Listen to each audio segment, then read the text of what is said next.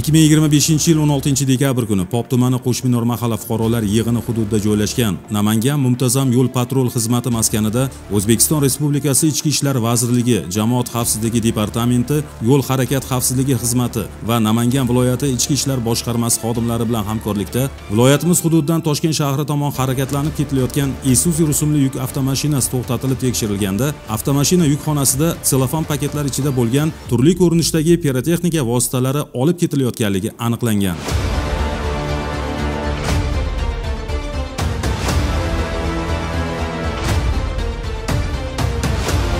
Dastlabki tergovga qadar tekshiruv davomida ma'lum bo'lishicha, Farg'ona viloyati Farg'ona shahri Do'stlik ko'chasida yashovchi fuqaro moddiy daromad orttirish ilinjida 2025-yil 15-dekabr kuni o'zini jinoiy sheriklari tomonidan yetkazilgan 248 dona pirotexnika buyumlarini o'zi boshqaruvida bo'lgan avtomashina yukxonasiga joylagan. Ushbu pirotexnika vositalarini jami bozor qiymati 55 million so'mdan ortiq bo'lgan. Hozirda bir guruh bo'lib, tez boyishni xohlagan ushbu shaxslarga nisbatan Pop tumani Ichki ishlar bo'limi tergov bo'linmasi tomonidan O'zbekiston Respublikasi Jinoyat kodeksining 250-1 moddasi 2-qismi bilan jinoyat ishi qo'zg'atilib, dastlabki tergov harakatlari olib borilmoqda.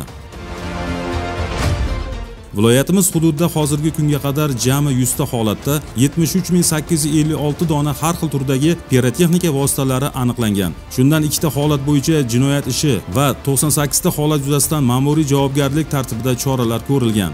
Viloyatimiz bo'ylab pirotexnika vositalari bilan bog'liq reyd tadbirlari davom etmoqda.